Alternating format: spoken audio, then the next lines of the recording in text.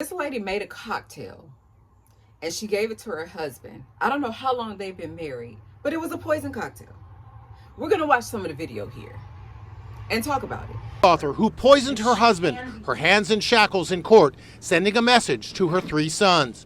You may think you hate me, and that's okay. I will never be angry at you for your feelings. Kouri Richins wore a lime green t-shirt over a gray sweatshirt at her sentencing. Her statement to the court followed a powerful victim's impact statement from her slain husband's tearful sister, Katie. Today is Eric's birthday. I stand before you because he can't. Richins made one face after another during her sister-in-law's testimony. She also appeared to be rolling her eyes during a statement from another sister-in-law. Today is a cruel reminder of another year Eric will never see, and a reminder of the fatherhood that was stolen from his 3 sons. Guilty. The real estate agent was convicted in March of murdering her husband Eric at their Utah home by spiking his Moscow Mule cocktail with fentanyl. Today, prosecutors are revealing that Kouri Richins' 3 young children are coming forward to denounce their mom and are asking the judge to sentence her to life behind bars without the possibility of parole. I'm afraid if she gets out, she will come after me and my brothers, my whole family, the 13-year-old boy was quoted as saying. Eric's sons deserve so much better. They are not bargaining chips. They are not cash cows. They are not props for some twisted children's book about grief and loss. We spoke to Mark Robinson, one of the jurors at Richins' trial, who voted to convict her. He says her body language sometimes revealed a cold-hearted woman who lacked empathy. I have no question in my mind whatsoever that that we did the right thing. It was finally time to pass sentence. The court hereby sentences you to life without parole. We see it, we feel it, and we reveal it. So this lady gave her husband a poison cocktail, right? Whatever brought her to this point, I'm not sure. So she decided to mix up something, in a drink, and she was already cheating prior to.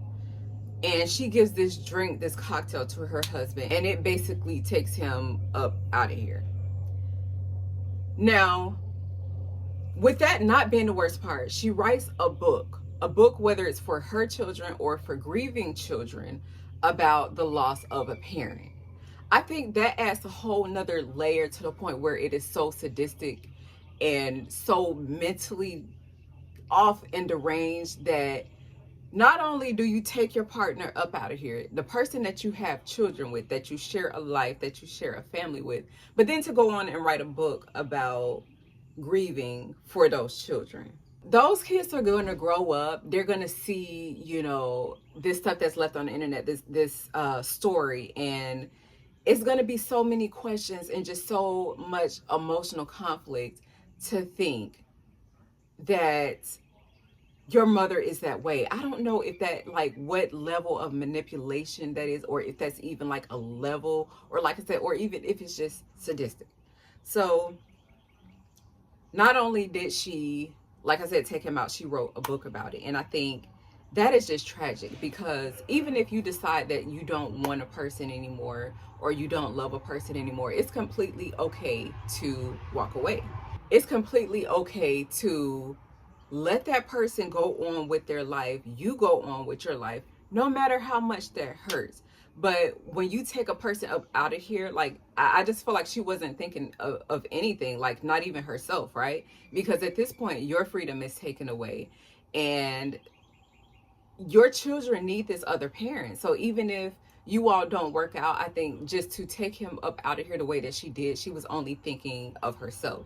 So now not only does this child lose one parent to being in the grave, they lose another parent who's now in jail. So it's just none of that was, clearly thought out. And for me, it really does something to me when you have these situations that happen and, you have one parent take the other parent out, and it just upsets me, because I feel like that person literally was not thinking about the child. They're not thinking about how that child will feel in the future just to hear and see that story on the news. They're not thinking about how that child is going to process stuff emotionally as they get older, and how that causes an internal conflict within that child, right? And it can make life a lot harder and a lot more complicated, because we need our parents. Like our parents are such advocates in our lives. We learn the beginnings and the basics of life from our parents. And of course, you know, they may have family that could take these children up, that could raise them,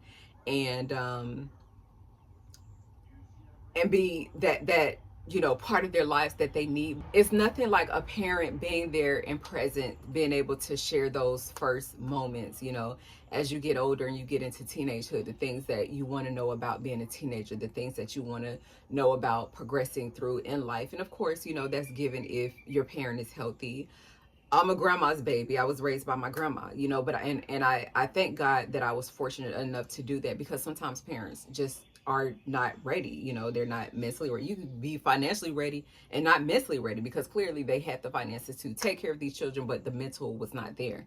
Or it could be an opposite situation where, you know, a person may feel like in their heart they're ready or mentally they're ready, but the finances are just not there to take care of and provide for their child. Now, when it comes to a matter of cheating, she was cheating with another person. And I don't know if this was something that they planned together or if it was just something that she planned on her own so that they could just kind of like go off and run into the sunset, right? But that's crazy to me, because it's like, why even stay and cheat? So if you love this person and you don't want to tell them that you're cheating, but you are cheating, and not just cheating, like a one night stand or something that happens randomly and then it's over with, but cheating to the point where like you're having an affair.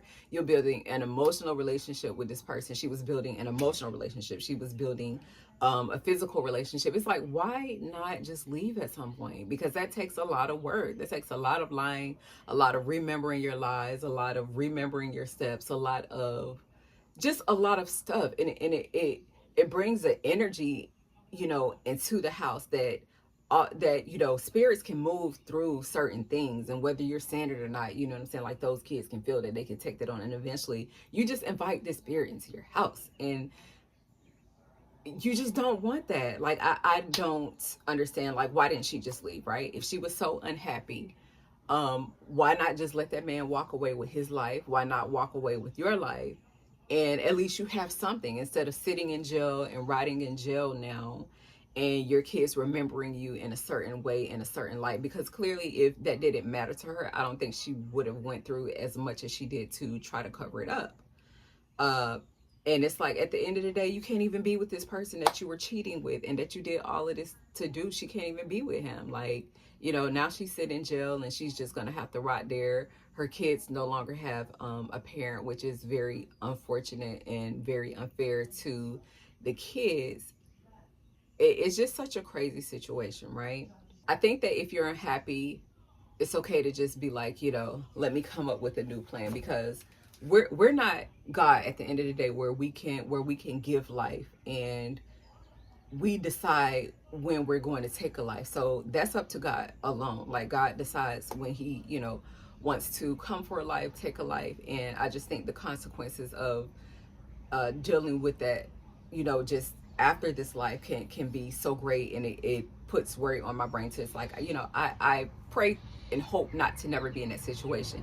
Now, if it's a situation where at that moment she had a fight for her life and it wasn't something that was planned, or it wasn't something that was like articulately thought out, but it from how this case went, it sounds like it was something that she thought out. And I'm not even going to say articulately, because I mean, at the end of the day, she got caught, right? So, and it just seems like when stuff like this happens, people always get caught, but for some reason they still do it, right? I mean, maybe you have some cases where people get away with it, but just, it's like, even if you do get away with it, like the emotional baggage of carrying that, knowing like what you did, and just knowing how life works and how things have a way of finding itself back, is just crazy. And then, like I say, you know, to write this book, and it's like, not only are you inviting that spirit into your home, but for the children that, like, the parents that purchased this book and they don't know the full story behind it, is just like insane. So I wonder, like, how did that work out for the parents that had this book and they know this author and they've seen her like on the news, and they're like, oh yay, I read this book to my child. So what is that conversation going to be like now? Do they just go back and have a conversation, or do they just kind of leave it like, ooh, we're just going to leave that one alone? You know, as crazy as this situation is, you know, I want to know what you guys think. I want to know how y'all feel about this. You know, leave your comments below. And thank you so much. You know, if you have been tuning in to my channel, I am trying to grow it, and I'm excited about every single subscriber that I get, whether it's 1, whether it's 2, whether it's 20, whether it's 100. Please like, comment, subscribe, do whatever you can to support the channel, guys, and leave a comment below, because I want to support you all as well. So if you have a channel or something that you're working on, leave that in the comments below. Let me know. Until next time, peace, love, and blessings.